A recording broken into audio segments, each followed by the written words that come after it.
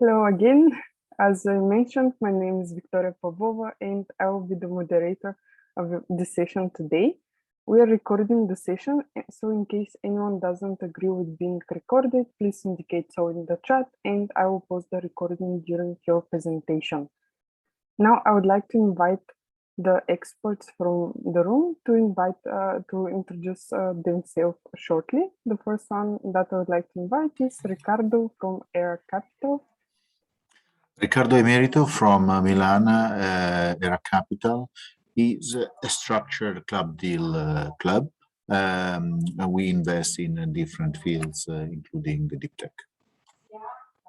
Thank you, Ricardo. Next, I would like to invite Christophe from CBO Consulting. Good morning. I'm Christophe Baudin, CBO Consulting. I'm the director of strategy consultancy boutique. We are based in Brussels. We help companies in the field of digital to grow and develop.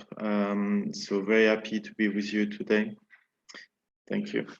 Thank you, Christophe. Next, I would like to invite Friedhelm from Tron.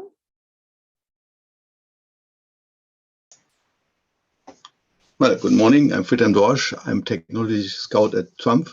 Trump is a German machine tool company that is focused on sheet metal processing and lasers and laser cutting and laser welding and all types of photonics coming from there.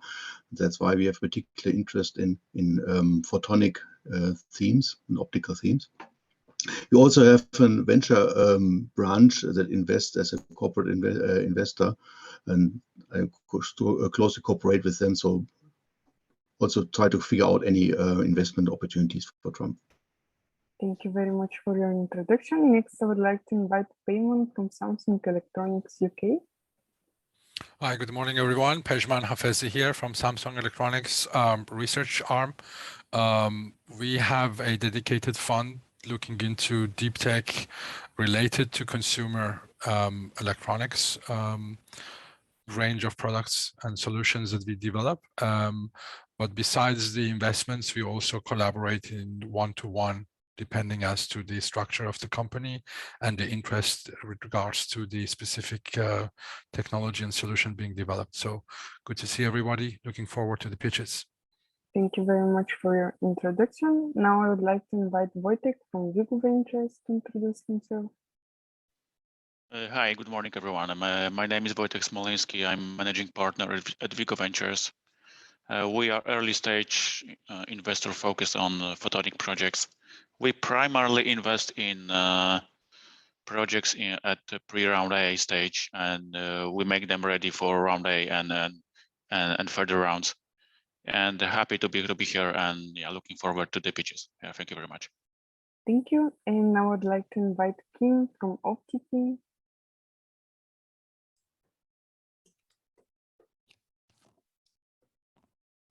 Well, folks, microphone was a bit chipped. So nice to meet you all. Looking forwards. We're early stage. OptiTeam is an early stage investor within these type of technologies, and we've been working with VR, AI, IoT. We love big data. We love early stage founders that are doing good stuff to change the world, and we are basically also working, helping them build their company and to raise capital all the way to exit. So we're looking forward. Thank you very much, Kim, and thank you to all the experts who joined today. Now I would like to kindly remind you of our session format. Each company has 5 minutes to pitch, 4 minutes for Q&A, and 1 minute for evaluation. I will share now in the chat the link to the evaluation form. And now I would like to give the word to our first presenter. This is Sanya from Shoefetter. Victoria, I'm yes, sorry. I saw your message. I will send it to the correct room. Thank you.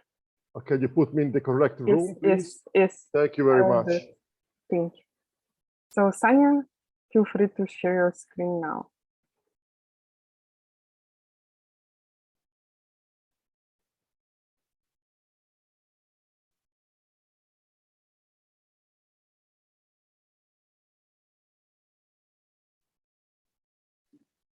Do you now see my screen? Yes, we can see it. The floor is yours. The first slide, perfect. Yes. Okay, great. So, hello everyone, my name is Sanja. I'm founder and CEO of Shoefitter. And at Shoefitter, we enable customers to find perfectly fitting shoes and insoles digitally. I guess you have all tried to buy shoes online already, but then ended up buying like 2 or 3 different sizes because you weren't sure which one is the perfect size. And then you go to the post office and return the rest. For you, that's just annoying. But for the retailer, it's a big financial problem. So that should be solved. However, there is a solution on the horizon. So currently there are around 700 million mobile phones out there that have depth sensors built right in, like the Face ID sensor in the iPhones. But since Payman from Samsung is here, maybe we can talk about that later. There are a few Samsung phones with the depth sensors, but maybe there are more in the future. So that would be maybe a great gimmick to market one of the new phones. So what we do is we enable the user with our app to just make a 360-degree selfie video of their foot with their smartphone. And then we take all that data and use it with an AI machine learning algorithm to recreate the foot in real 3D. And it looks really like your real foot with all the color and so on. And that's why we call it the digital twin. And we also take scans of the foot sole. And if you want, I'm happy to show you a demo in a later stage. And then based on that information, we have 3 products. The first one is that we provide scans for orthopedists to create orthotic or semi-orthotic insoles. And in that area, we just sold our first product here. And then the next one is fitting recommendations. So we have a widget that can be implemented into online shops of shoe retailers. And then users can then just type in their foot, and then we recommend them which size would be the best one for them to buy. And that's a B2C model. So we charge 10 cents from the retailer each time a user gets a fitting recommendation. And we believe that in 2023, we can make 18 million recommendations, which would turn into a revenue of 1.8 million in 2023. And then the last product is maybe the most visionary.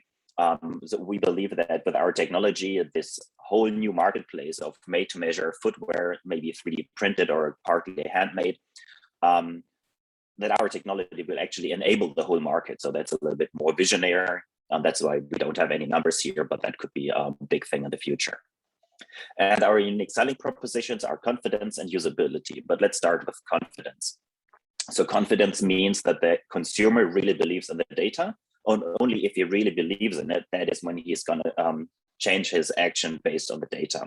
So what we see in the competition is this really generic gray foot on the left, where people don't think, oh, that's really my foot. So they might not change their behavior. Whereas we just show it in real color, just like the sock the person was wearing at that moment.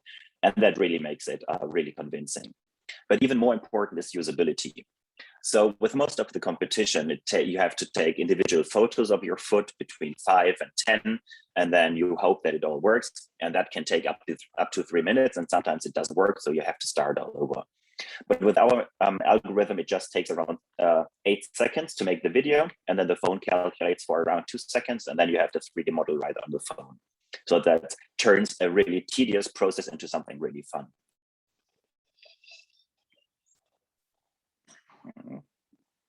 There we go. Yeah, so this is our team. We are 5 persons at the moment. So that's me, CEO and founder. And then we have 4 developers with lots of experience in the fields of computer vision and machine learning. And they are the guys who really enable the whole technology that I showed you. So talking about business, we have received very interesting requests from companies as big as Zappos and Aldo, but many smaller companies as well, like Havaianas. So we are on a great track there. This is our competition overview. It's a little bit much for going through it in all detail, but basically it says we have 4 important parts: that scalability of the product, precision, confidence, and usability. In all those areas, we excel at least one of the competition. So we have a great combination of features here. And we are gonna lose some money this year. We also will be in the negative next year, but from 2023 on, that is when we're gonna be in the plus, and then we will be scaling very quickly from there. So what we are asking now is 700,000 euros in 6 months, and for 14% of the shares, but we already received 150K of that. So thank you very much for your time, and I am open to all your questions. Thank you, Tanya, for your presentation. Now I open the floor for questions. Dear experts, please unmute yourself and ask directly your question. Well, the space is rather crowded. What is your, in terms of technology, competitive advantage? Why are you better than the others? Because I don't understand, sorry. Yeah, so the market has been existing for quite a long time, actually. For, I think, 8 years ago, the first company making such a thing has shown up. And they do what you see here on the left screen. Like, you have to take individual photos. And that is, this tediousness is why none of them have ever taken off, really, because it just takes too long. People don't want to do it. And with our process, it just takes 10 seconds, and it's really fun, like making a selfie video. It's very into this Snapchat, quick and easy area. And that is like the main differentiation. But to that, with our thing, it really makes fun. And then the other point is this one here, where around 95% of the competition does just a generic foot, like you see on the left. And then we and very few other companies are on the right side, where you actually see the foot, and it's really cool, and you maybe even want to share it with your friends. How is the accuracy of this, the imaging that you're producing? We are at around 4 millimeters. So we have done some research upfront, what accuracy we need. And for around 80% of shoes, 4 millimeters is enough. And that's where we are below. And then we're working on to make it even more and more accurate to even reach into other shoe fields as well. Okay, just a general suggestion would be a little bit more focus on the technology and the uniqueness of it. Because, you know, as mentioned, this is kind of like a, you know, for any depth sensing phone, this is already a default capability of the device. So, I mean, from a consumer side, the question really is how difficult it is to actually get a decent 3D model based on that 360 scan that you are saying, because some of them are very, very sensitive. And so it's not straightforward. Yeah, perfect. Thank you for the feedback. Yeah, but yeah, as you say, so that's really the main difference. We have tried all standard ways to scan feet, and ours is far more accurate and more convincing.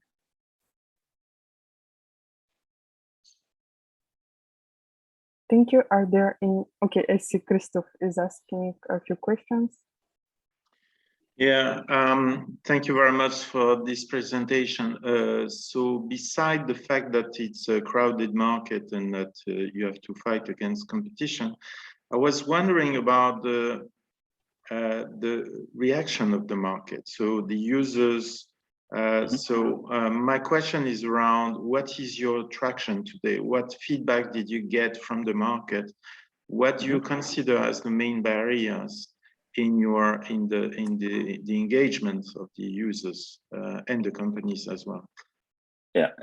So I listed our products in terms of reachability, and we just sold our first product, which is a demo or a white label app for an orthopedist in Germany. So that is like the first product we sold, and then we will continue from there. So we just have this one turnover, and this is the next product we are going to, but we haven't done any turnover so far. But whenever we show it to potential users, they're like really amazed. They, especially with seeing their foot in real 3D, that really makes them believe in the technology, and they want to use it immediately. Thank you very much. So I understand for the moment it's just intentions, right? Are you planning to do like a field test or something very soon in your development? We already have a beta testing with a bigger German shoe manufacturer, an outdoor manufacturer called Lova. So we tried it with them. And then also, as I said, we are working with orthopedists currently. So the technology does exist. it's just not quick and easy enough just yet for the end consumer at home. So that's why the first step is to do it for orthopedists. Okay. That's why I said it's like an audit and reachability, and the first one is reached already, and the next one is coming in Q1 next year. Okay, thanks. Thank you very much. We're out of time, so I would like to continue with the next company. Thank you, Sonia, for your participation. Now, thank you so much for the opportunity and for your questions. Goodbye. Thank you. Goodbye. Now I would like to invite Anastasia from Context Solutions. Hi, can you hear me? Yes, we can hear you. Great. And I will now share my screen.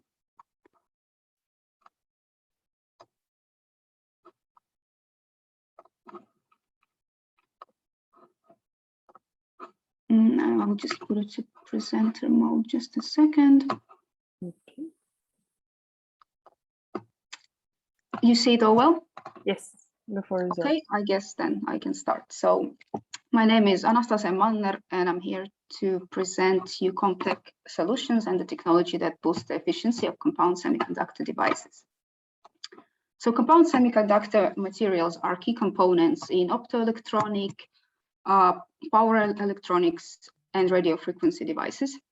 But despite their outstanding properties, their performance is limited by oxidation, in an issue which is well too known in the semiconductor industry. So the oxidation cannot be avoided during the manufacturing process of the chip, and it induces harmful atomic level defects on the surface of the materials. The defects act as traps for electrons, resulting in poor performance and energy efficiency, low production yields, and high production costs. This is a huge bottleneck for the industry, which so far hasn't been solved with traditional techniques like, for example, thin film deposition. And so for the first time ever, Comtech can control this harmful oxidation with our novel surface engineering technology called Controx. Controx eliminates up to 98% of surface defects on the surface of the materials, which results in drastically improved performance, power efficiency, lower production costs, and higher manufacturing yields. So the technology is completely unique. It's protected currently by 24 patents, and the range of applications that it applies to is very, very wide. Let's take micro-LED technology as an example. So despite being the most promising display technology, it is still not in mass production. Since the manufacturing yields are very low, they can get as low as 30%, and the real efficiency of devices is below 15%. And this is all mostly due to the oxidation problem. So Controx enables up to 300% efficiency improvement in micro-LED and up to 90 times less power consumption. So here in the right bottom corner, you can see the capture of luminescence measurement, where you can see the difference in brightness levels in the standard micro-LED and the one treated with Controx. So we license our technology to integrated device manufacturers, IDMs, chip makers, as well as semiconductor equipment manufacturers.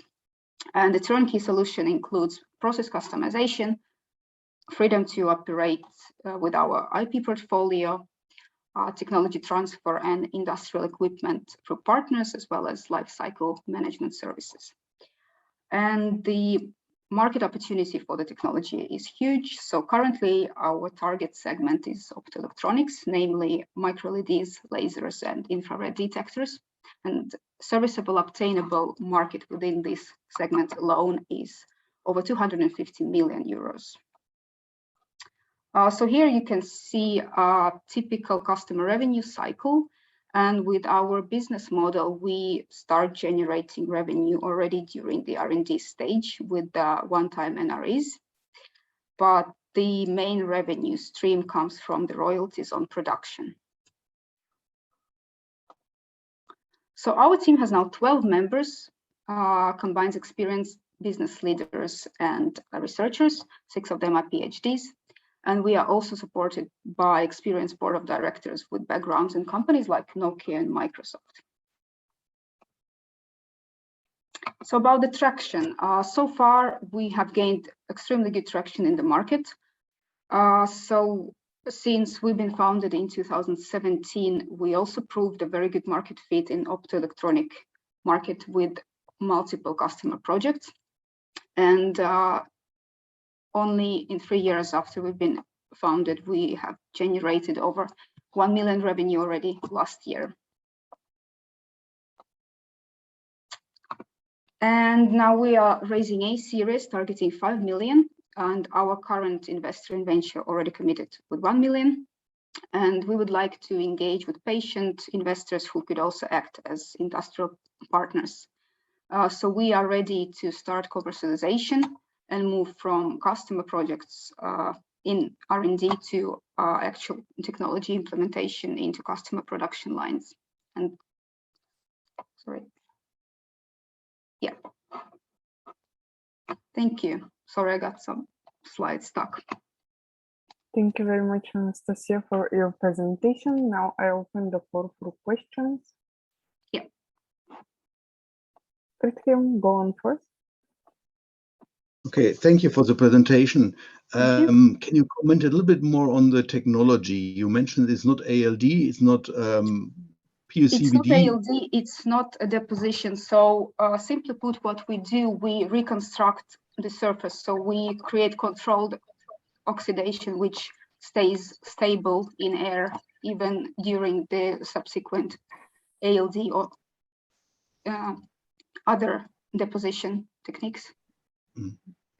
So do you need a specific type of equipment to do that, or what is the investment for that side? We do, yes. Yes, we do. And the purpose is to build first a pilot line that would integrate Controx with ALD together and other processes potentially also. And so there will be different equipment for lasers and micro LEDs. And currently we are building a tool for edge emitting lasers. And we got the initial investment for that from Business Finland, the local innovation agency. Okay, thank you. Are there any constraints in micro LEDs regarding the emitter sizes that you could go down to, or are you not limited in that regard?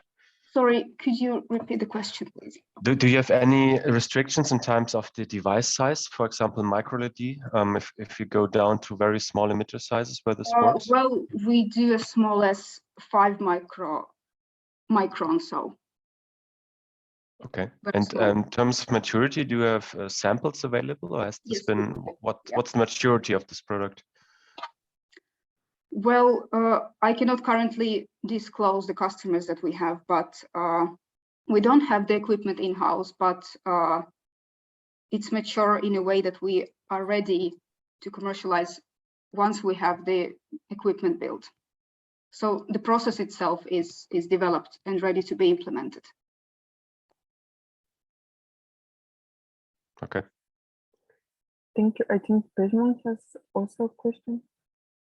Yeah, maybe a little bit of a background regarding your technology, how it's developed, and you mentioned about 24 patents pending.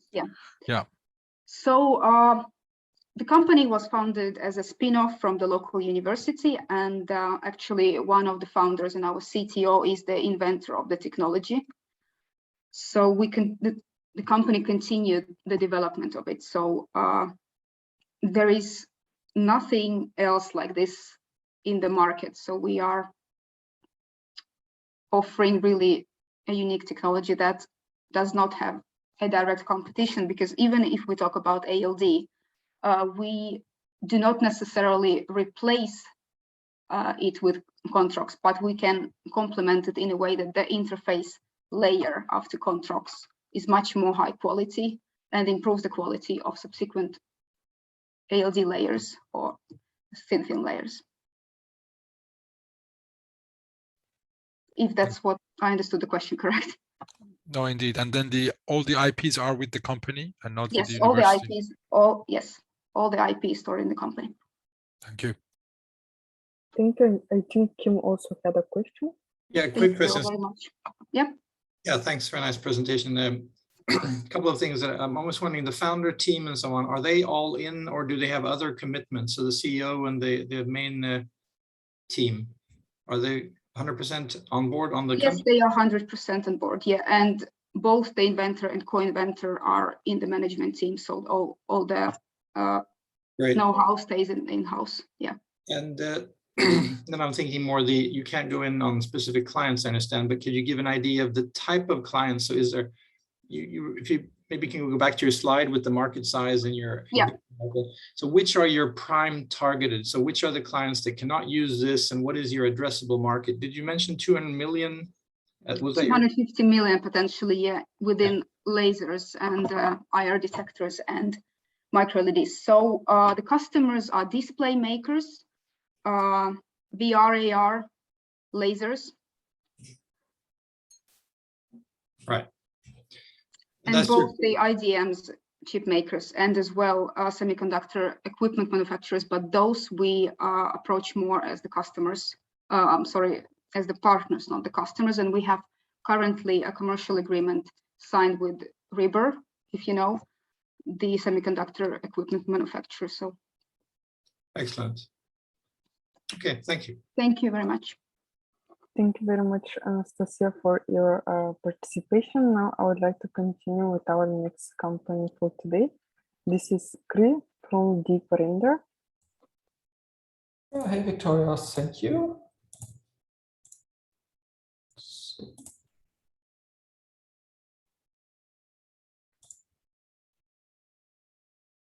So yeah, perfect. I hope everyone can see it. Hey, welcome to the presentation of Deep Render. A quick note, this is mostly a teaser to communicate the big ideas behind Deep Render. If you want the full pitch, ping me a message afterwards and we can jump into a more detailed discussion. But yeah, welcome everyone to the Investor Horizon presentation of Deep Render. And compression is fundamentally broken. And Deep Render is rebuilding it to save the modern internet. So what is broken on the internet? The problem is an exponential growth of data on the web.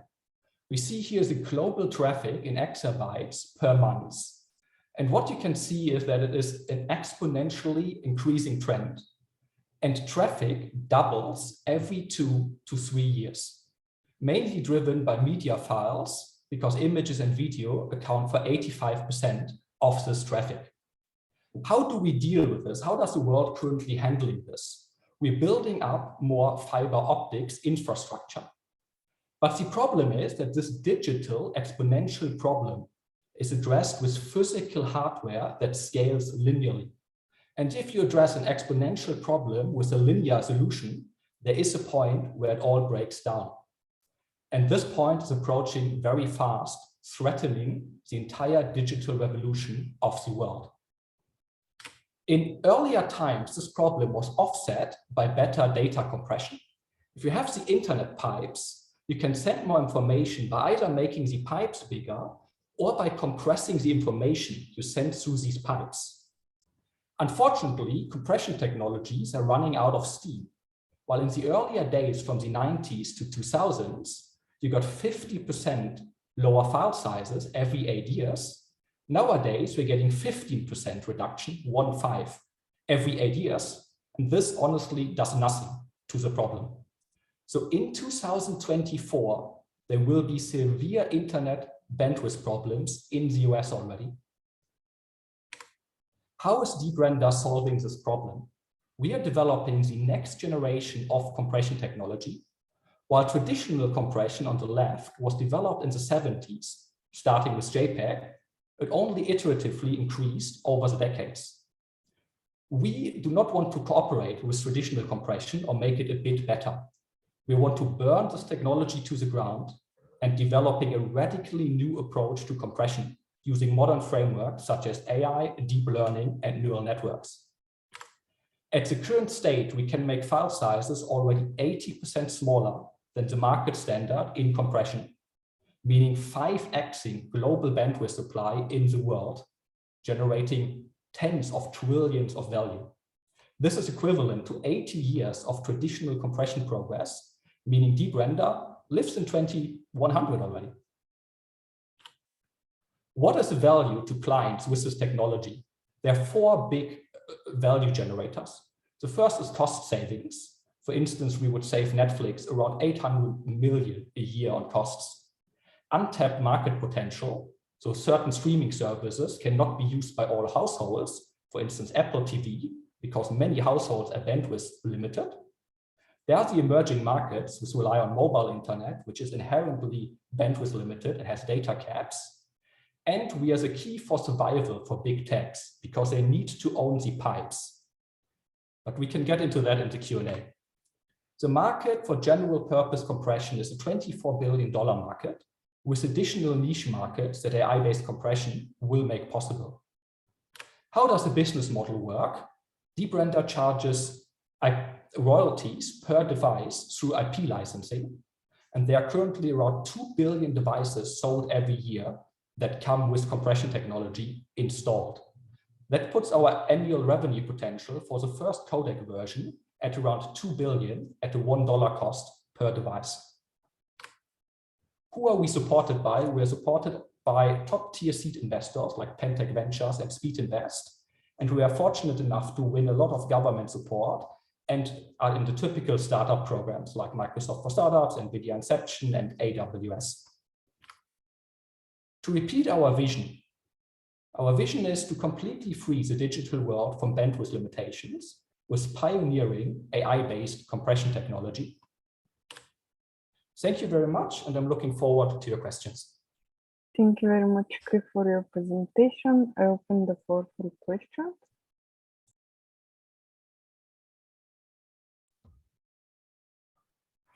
Hi, Chris. Pejman here. Question. I mean, there are many questions, of course, but the most prominent one, it will be regarding what you mentioned, general purpose compression, whereas we have actually moved on from that general purpose into very dedicated. You mentioned Netflix and end-to-end, and Netflix has its own very much like AI-based approach to optimizing the streaming, right? Incorporating also the server side factors. So how are you distinguishing this? Given that there is almost no information about how you are going to do this, it's very difficult to judge. Yeah, good question. So what Netflix and other providers currently doing is they're trying to optimize traditional compression using AI. You can think of traditional compression like HEVC or H.265. All these standards have like 10 names, so it's a bit complicated. They come with a lot of hyperparameters. And if you select the right hyperparameters or create a good bandwidth ladder, you can optimize your file size very well. But it has a certain limit that is just given by the compression algorithm or the compression codec. So they are still, all of the industry still is within the world of traditional compression, which basically means a certain algorithm structure that was developed with JPEG and has since then only iteratively evolved.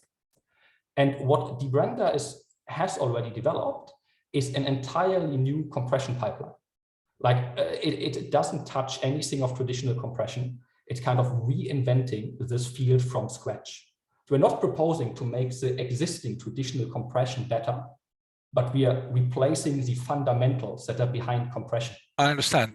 My question is that, we are now moving towards a kind of application specific. So if it's kind of like latency sensitive, for example, for gaming or real-time control applications, that's one type of compression that is needed versus, for example, streaming for entertainment and so on and so forth, file transfer. Which one of these verticals are you focusing primarily, and what is your path to standardization of that technology?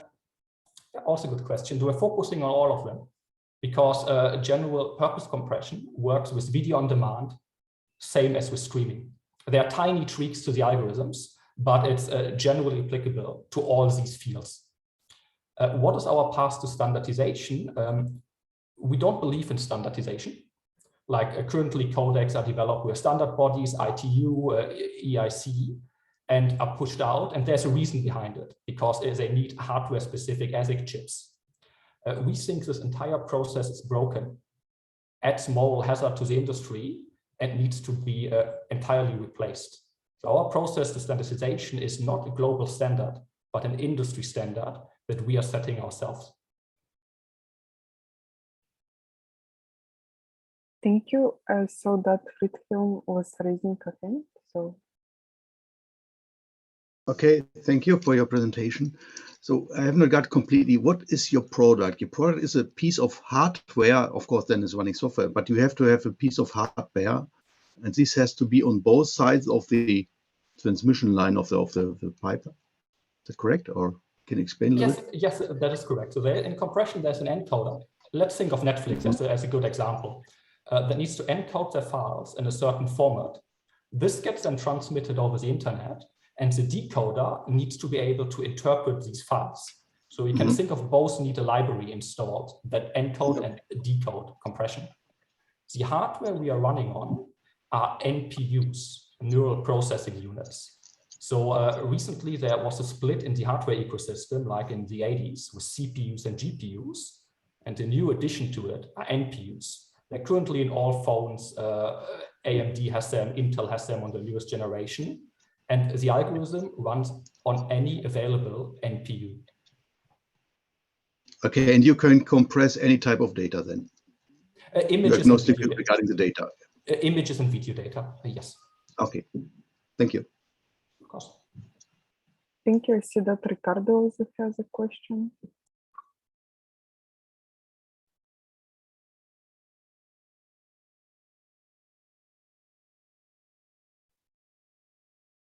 We don't hear you, Ricardo, if you're speaking.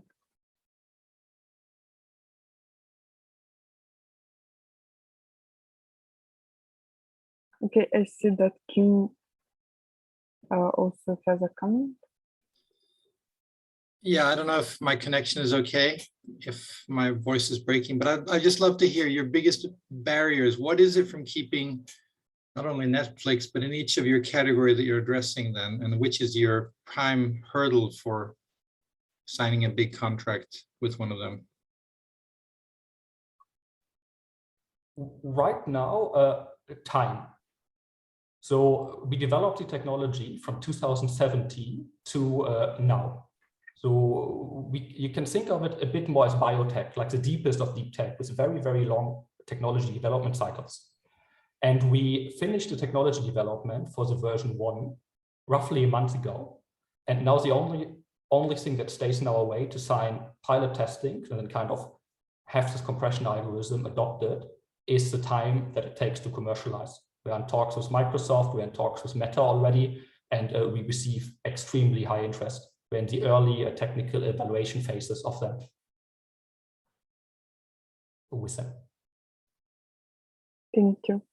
We're now out of time for more questions, but I would like to kindly remind you that we have one-to-one meetings, so you can schedule them via our TechTool platform. And now I would like to invite Santiago from Atrago for his presentation. Good morning, everyone. I will start sharing, and I hope you hear me well and you see me well, see the presentation as well. Yes. Yes, good. So then I will start right away.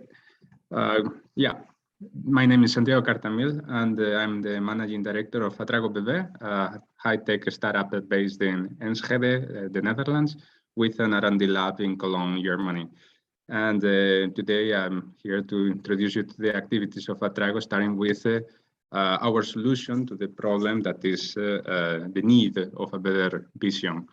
So for a second, think that imagine that your employees use a virtual environment to train or even to remotely work on, say, as an astronaut in the moon, right? So if you use an LCOS or DLP display, that employee will be seeing something like on the left, and that will make him dizzy after a while because the resolution is poor, the refresh rates are low, and after a while also he will be just switched off because the battery just ran out.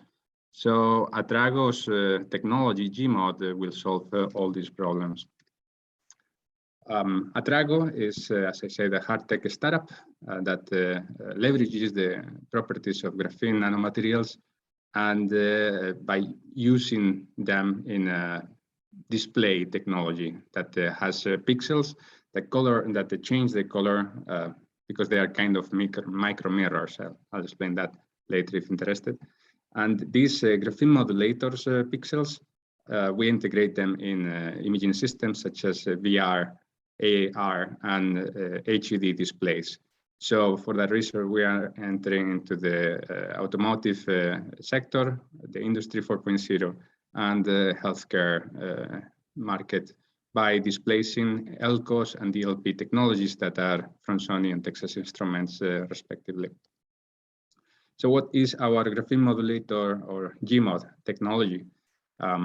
Basically, this is a reflective display technology that uses graphene pixels that mechanically move their MEMS. And these pixels can modulate the light, the environment light. So basically, you don't need subpixels because each of the devices can return or reflect the different colors in the visible. And moreover, we can narrow the gap with our technologies between the solid state and the e-paper technologies, and actually benefiting from both sides with the speed and high resolution of the solid state and the high contrast and low power consumption from the e-paper technologies. Moreover, we also have, we don't use rare earth materials, so we believe that this is the green display of the future. So the business model is basically licensing our technology to manufacturers such as Samsung, Sony, and we started by securing our basic IP, and now we are following a push and pull strategy, marketing strategy that will bring us to demonstrate that prototype in Las Vegas. But also we are directly targeting companies that can give us feedback on their needs so that we can customize also parts of the technology. So the adopters, early adopters will be, as I said, the AR, VR, but we see that we will have also pretty early opportunity to address a mass market that is the HUD, automotive, and aviation. Our revenue plan is so far made for AR, VR segment, and we expect to have a break even in a couple of years with a huge CAGR. And we believe that if we include HUD and the other sectors, we'll have a much more promising growth. For now, the current situation is that we are at an early stage. We have an initial team of 3 experts in place, and we have also the IPR applications with a prototype or proof of concept prototype available. And we have performed some technology validations with experts in the sector, but also market validation with a couple of companies in Sweden and in Japan. And what we ask for is 1 million of equity raising, because we are also getting about 1 million from loans and grants, and we prefer to have some VC with a good portfolio on displays or photonics. And I think that's it. Thank you for your attention, and I welcome questions. Thank you very much, Santiago, for your presentation. Now I open the floor for questions.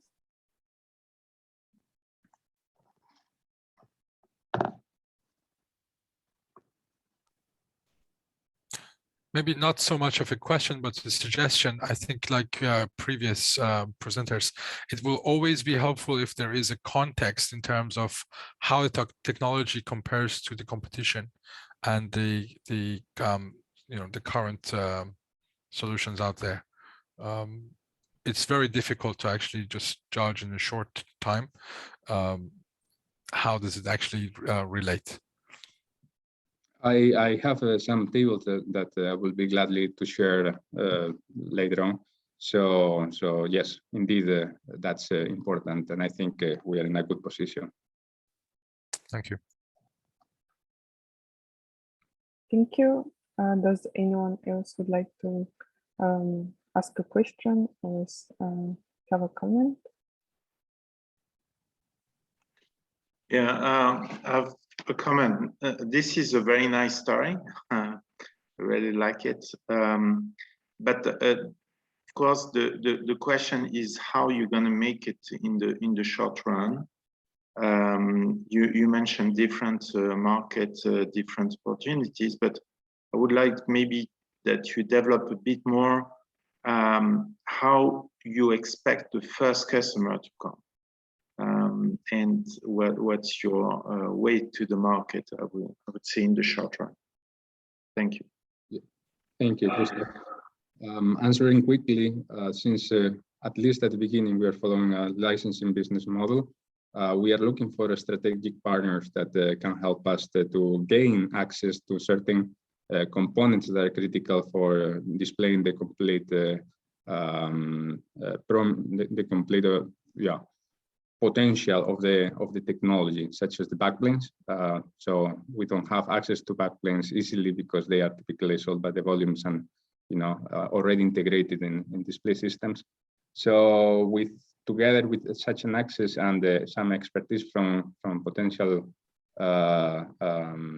from strategic partners that could become potential customers at the end. So that's how we aim to get to the market.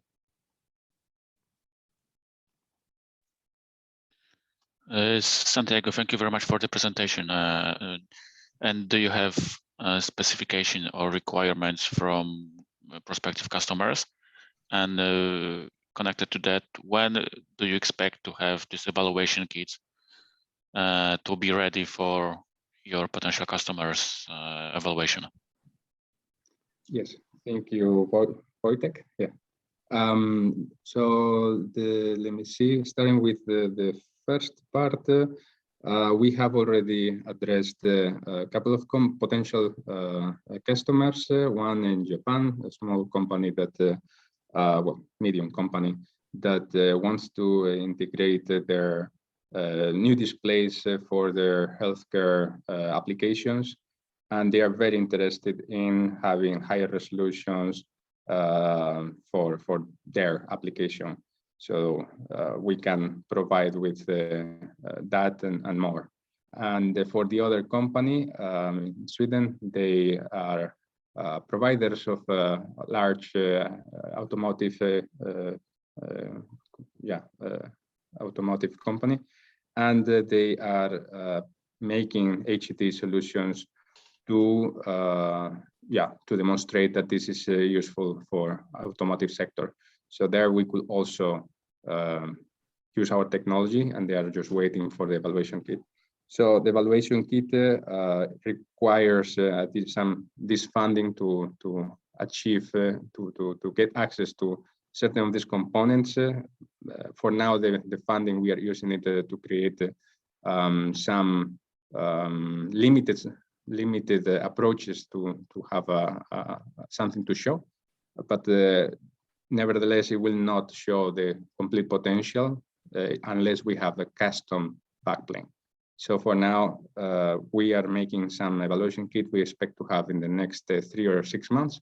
And otherwise, we could wait a bit longer and have something much more strong. Okay, thank you.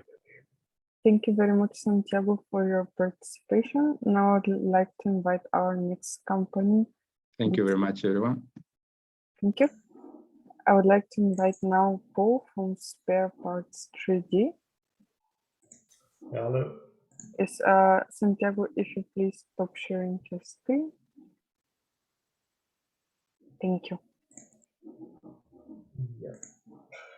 Now I can share. Hello, everyone. Okay, let's start. So, you see my screen? Yes. Perfect.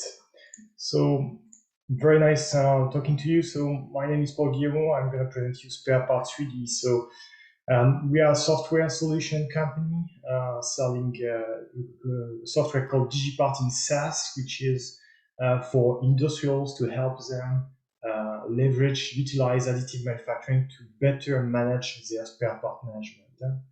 Our customers are in various industries, with a strong focus on heavy industry and oil and gas, generally speaking, with a few market customers that we have. The problem that we are tackling is a problem of spare part management and not having really the right parts, the right place, and trying to optimize with the means of conventional manufacturing process and supply chains. And what we are looking at by doing spare parts 3D is to digitize the supply chain, build a spare part inventory, and utilize 3D printing to produce only the parts that are needed when they are needed locally through additive manufacturing. And that has several benefits, going from lower cost, which is generally speaking the main driver for adoption, to higher customer satisfaction and environmental impact. The typical use case, I described some example with an OEM in the railway industry that's doing brake systems. This is a Python for brake systems. It's an essential part for train to run, and they don't have the spare part on the shelves because it's a part that never breaks or almost never. Plus they have a lot of variety of those type of pistons in terms of design, so they don't have the parts on the shelves. When it breaks, it takes 18 weeks to reproduce it. So the process that we helped and our software helped them go through is finding the right technology and material and process to be able to produce the parts, getting to redesign the 3D model, and connect with suppliers that can produce the parts in quality. The outcome is to be able to reduce the lead time to get the part delivered in 1 week instead of 18 in this case. The market size in terms of additive manufacturing is about in the $10 billion market. It's going to be in the 200 to 500. And part of this growth is really the adoption of end-use production of parts, and spare parts is a huge factor in that, knowing that we are at the very, very beginning, given that about 14% have produced their first part in 2020, 14% of industrials. It's meant to be grown to 46% next year, but we are still talking about the first part, not the hundreds of thousands of parts that customers might have in their inventories. And we see that the adoption, the business case is very clear, and the target in terms of growth is very clear, but the adoption is very limited due to the scale of inventories, very, very often in the dozens of thousands or hundreds of thousands, even in the millions of different parts. And for tackling this high variety of parts, it's very difficult to identify the relevant solutions, to get the right designs and all the information ready to be able to produce. And the last is to find the right suppliers. So DigiPart, I show you, it's really 3-in-1 SaaS solution from identification to print. I highlighted the identification and catalog because that's really where we have our most differentiation, especially on the identification for our customers today. If you look at the competition or the market, a lot of companies are doing production, on-demand production and distributed production. While we really focus ourselves on being the best at identifying, we have evaluated that with HP as compared to manual work 10 times cheaper and 50 times faster. And we are known from our customers to be differentiated from the competition, especially related to the transparency and the reliability of our results. And we have a big chunk of our development on automatizing the reverse engineering, for which we have already some funding coming in. We have an experience management team. I won't go into details because I already have 1 minute left, and an experience board as well from various backgrounds. We're going to land at around 400K euro revenue this year, with a shift to pivot, stopping to sell parts but selling pure software, so a real pivot towards a SaaS revenue model that we've done mid this year, so a revenue model where we are doing a setup, one-time fee, and a monthly subscription afterwards. I skip on the revenue because I'm almost done. Investment thought. We are looking at 2 million pre-series revenue, not straight away, but mid-2022. Now that we are growing up quite fast our SaaS revenue and demonstrating our business SaaS business model, especially to grow some sales and marketing, given that we have about 1.5 million that is coming in terms of grant for our R&D development in terms of software and engineering. Thank you very much. Thank you, Paul, for your presentation. Now I open the floor for questions.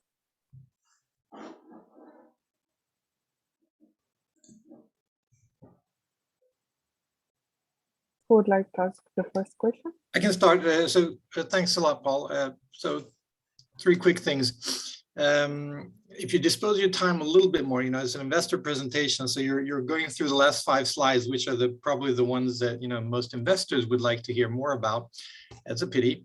The second thing is you got a lot of good thinking here. If you go back to your slide where you're saying you're 5 to 10 times more efficient, you have your competitor analysis that I think also you're comparing.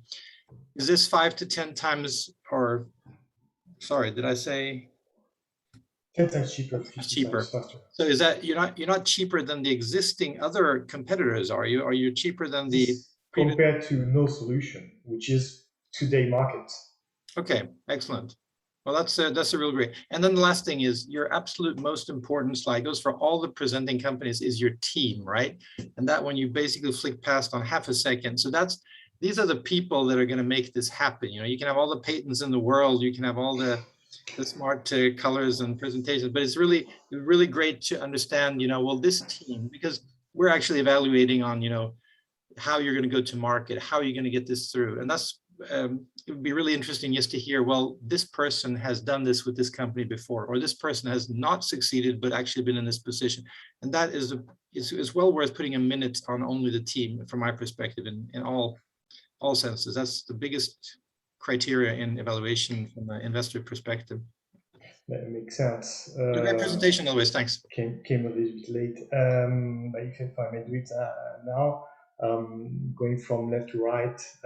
So we have as 2 founders. We are mechanical industrial engineers, and our solution is really based out of mechanical engineering, so quite strong in terms of the way we analyze the feasibility from a technical standpoint, which is our core focus on the identification phase. We have 2 sales guys with 30 plus years. For one, I've been had more marketing background. I've been CMOs of a major company.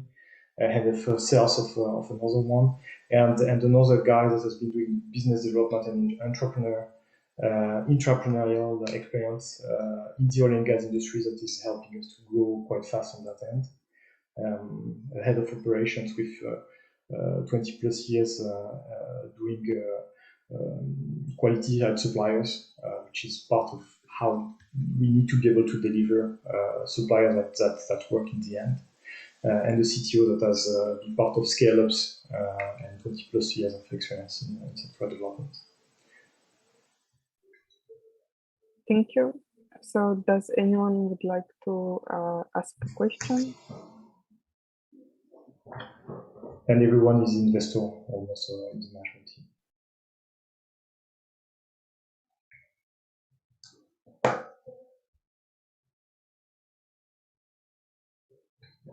Okay, thank you very much, Paul, for your presentation. And I would just like to kindly remind you that we have one-to-one meetings, so you can schedule them via the TechTalk platform. Now I would like to invite our next presenter. This is Meryl from Votis Subdermal Imaging Technologies. Thank you very much, Ivan. Hi, thank you, everybody, and thank you, Victoria. Let me share my screen. Of course.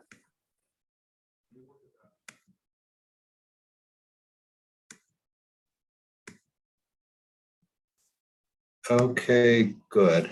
I assume everybody can see this now? Yes. Okay. My name is Meryl Weber.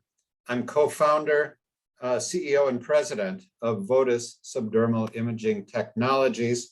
We're a development stage diagnostic medical device company in Jerusalem, Israel, that's developing a suite of devices to screen for, diagnose, and monitor peripheral artery disease, or PAD. Globally, PAD affects about 200 million people, about 202 million people, more than suffer from ischemic heart disease, heart failure, Alzheimer's, cancer, HIV/AIDS, or opioid addiction. What happens is if you've got PAD and you got a wound in your foot, if it doesn't heal because you don't get enough oxygen flowing to the site of the wound. Instead, it can develop gangrene or infection, and the end result is amputation. Diabetic foot ulcers develop in about 1/3 of people with diabetes, and over half of the DFUs will develop an infection. 17% will require an amputation. 5-year mortality is 30%. For minor amputations is 46%. Major amputations is 56%. And people with a diabetic foot ulcer have a life expectancy of about 5 years, lower than people with age and matched controls. What VOTIS is doing is developing the gold standard for measuring peripheral artery disease. You can ask, why are there so many amputations? Why isn't the problem identified earlier? The answer is because there is no good way to identify it. VOTIS is developing the suite of 3 devices, the PED check, PED stage, and PED flow. These are all non-invasive diagnostic medical devices that will help people who have peripheral artery disease. They address a problem of asymptomatic disease and the need for regular monitoring. If the patient's being revascularized, our PED flow device offers real-time information about blood flow in the foot during the procedure. And as you can see on the bottom, let me move this little thing. The devices all use VOTIS's patented hover technology, which is short for hemodynamic occlusive vascular response. They transmit information over the cloud for analysis by artificial intelligence or machine learning, and the information is then available both by app and by integration into the patient's electronic health records. Here you see a prototype of the device. It's been tested on 150 human subjects at Columbia University. The devices are safe, they're non-invasive, they're intuitive, they're suitable for use by a trained technician. They don't use X-rays or other ionizing radiation. They are different from other techniques that are being used for the problem. We go deep, we go deeper and see better. Other systems offer superficial assessment down to a couple of millimeters into the foot, but we go 1 to 2 centimeters into the foot, and therefore we're able to identify the problem even before there are any symptoms that appear so that it can be treated. We have a robust portfolio of pending and issued US and international patents. I think we have 11 patents issued in the United States and 6 in Europe. We've got some in other areas as well. They cover hardware, software, the cloud-based artificial intelligence, as well as additional applications of the technology. Our revenue model is to sell devices through distributors while we offer them support. We're going to launch the PED check in 2022 next year, the PED flow, which is used during a procedure in 2023, and the PED stage to monitor devices in 2024. Healthcare providing organizations will lease the products for $100 per month for 5 years, and the tests will be billed on a per use basis. We've raised $2.5 million in 2021. We built a team of 15 people full-time, most in Israel. Our director of marketing is in the Netherlands. We built an alpha version of the device. We're building a beta version. We did build the beta version, and we've presented it at the DFCon conference in San Francisco last month. Now we're raising $10 million to bring us into CE marking, 510K clearance, market launch of the first 2 products, and break even. We have the team that can do this. Besides myself, our executive chairman is Professor Brian Glenville, who's a cardiothoracic surgeon who ran the department at Hadassah Hospital. Our chief operating officer is a physicist, PhD from the Technion, who's been in high-tech companies for 20 years. Our director of marketing worked at Philips and Novartis. Our director of clinical affairs is a PhD who's worked in medical device as well as pharmaceutical companies. And our CFO has spent time in larger and smaller companies as well as in the investment community. Thank you very much. Thank you very much, Mario, for your presentation. I open the floor for questions. I see that Sebastian already has one. Yeah, could you maybe comment a bit on the tech, in particular the measurement principle that you're using to go these 1 to 2 centimeters deep into the foot? Yes, what we do is on the device, which you saw in the image on the first page, the device itself is small and lightweight and portable, and it's got patches that come out of it. The patches are attached to the foot. Each patch has laser diodes and photodetectors.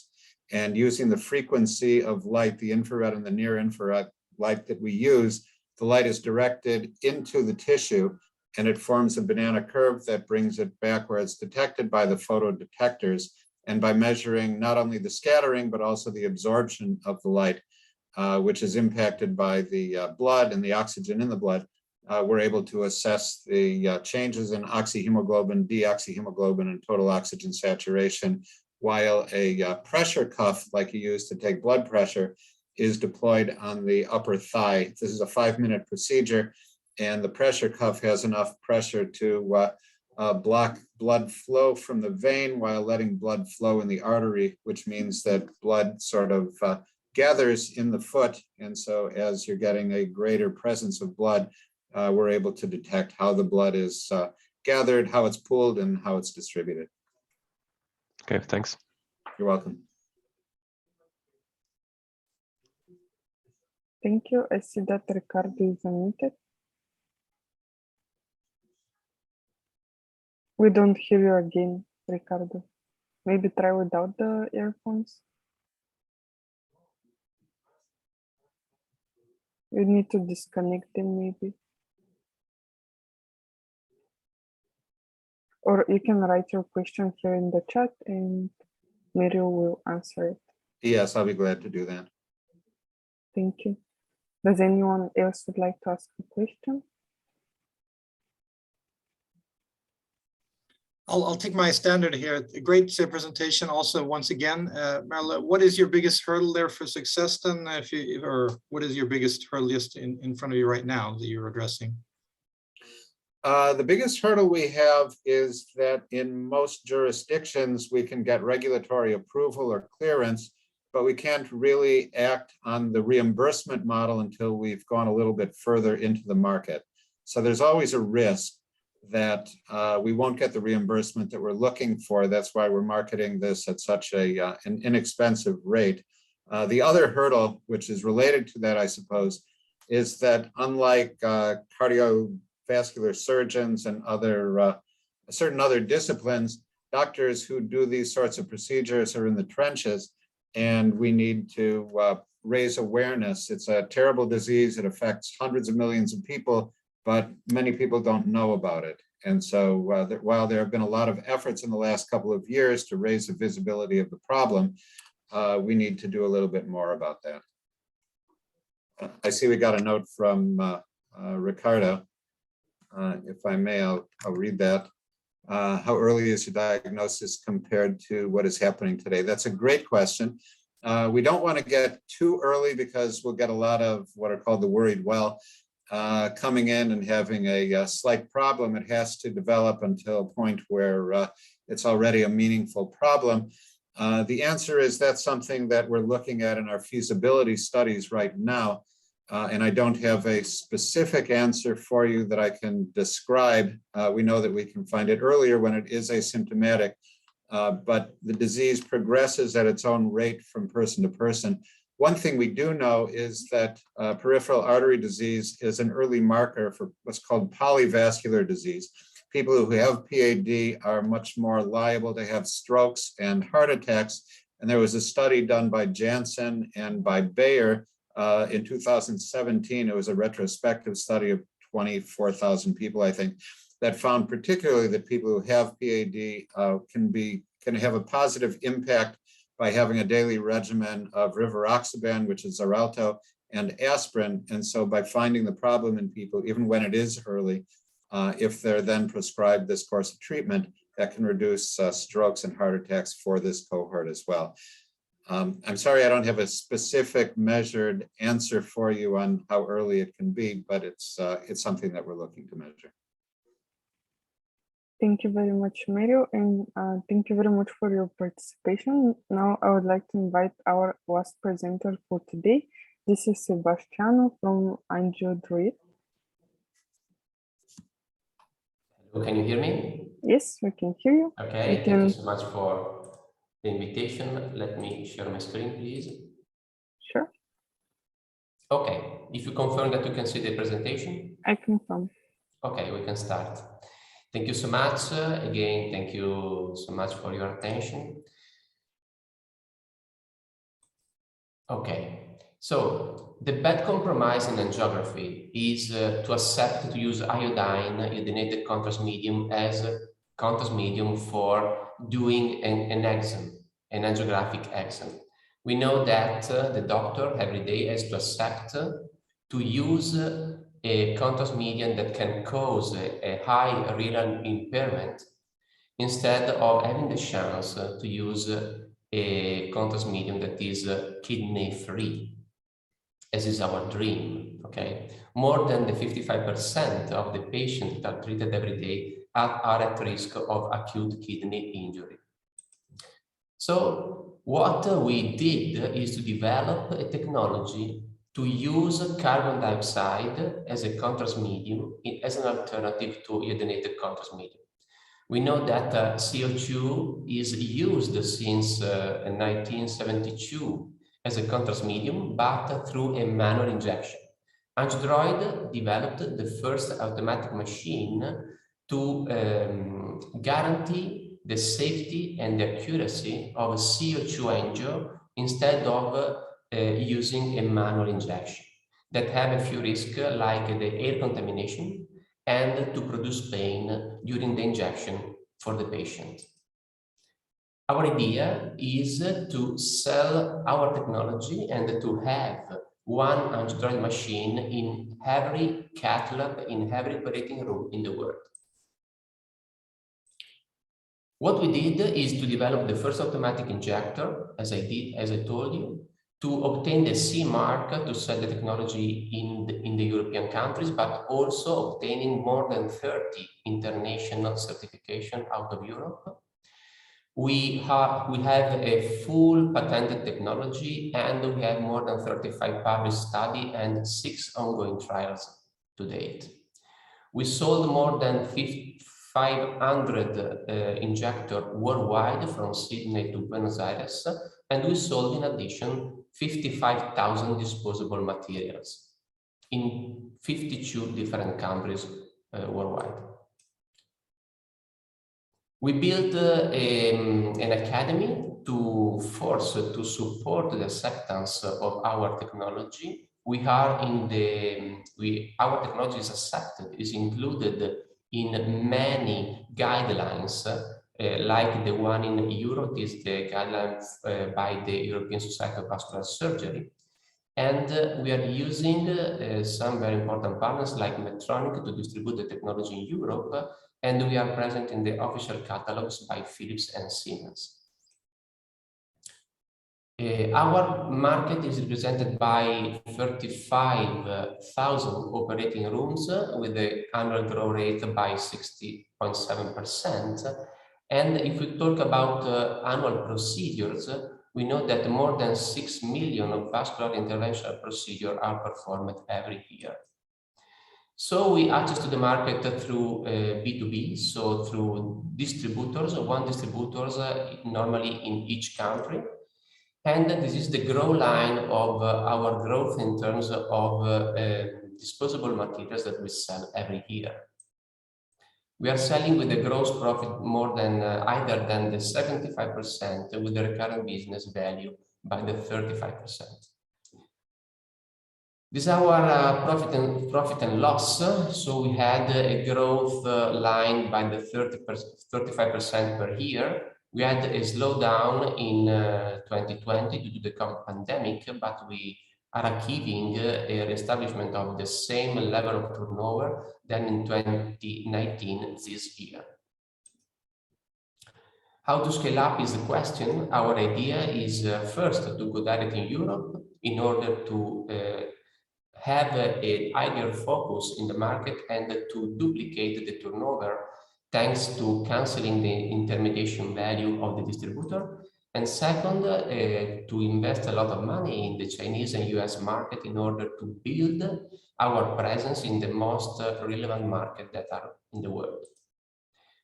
The final goal is to achieve an IPO or a trade sale within 2025.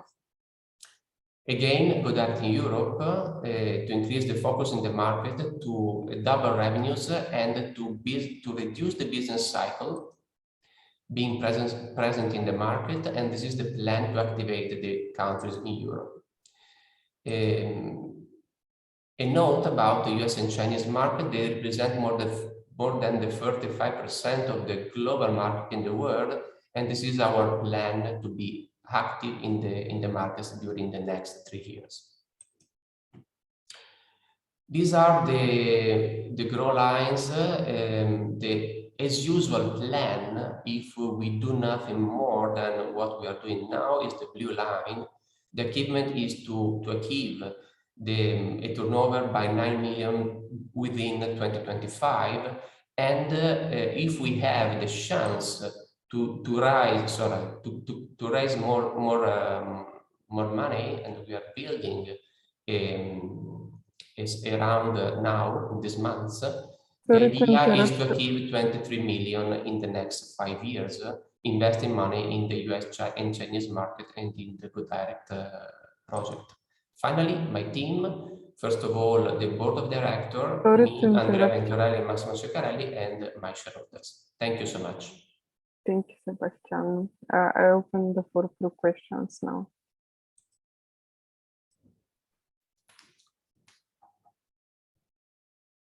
So who would like to ask the first question? Okay, can you hear me?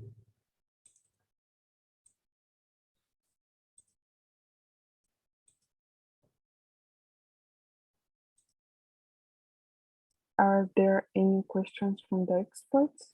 If so, please unmute yourself and ask directly. I can see that Christoph has one. So we are building, I see the question, we are building a second round of investment because we did the first round in 2015 by 2.5 million, and we are building a second round by 7 million. This money will be invested again in the 2 big projects. One is the direct presence in Europe, and the second, the big investment in the US and Chinese markets. Thank you. Are there any other questions?